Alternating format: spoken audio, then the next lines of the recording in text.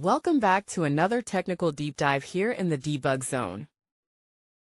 Today we're tackling a big question and breaking it down with insights from other users.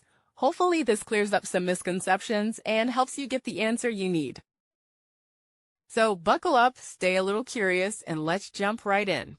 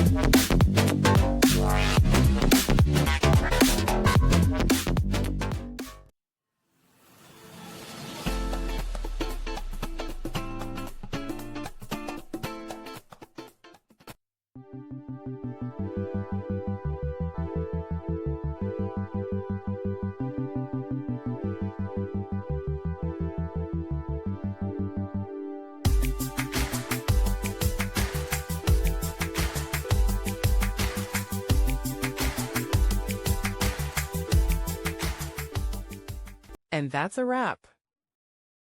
I hope you found the answer you were looking for. If you did, take a second to hit that subscribe button. It really helps out. And let me know in the comments which solution worked best for you. See you next time in the debug zone.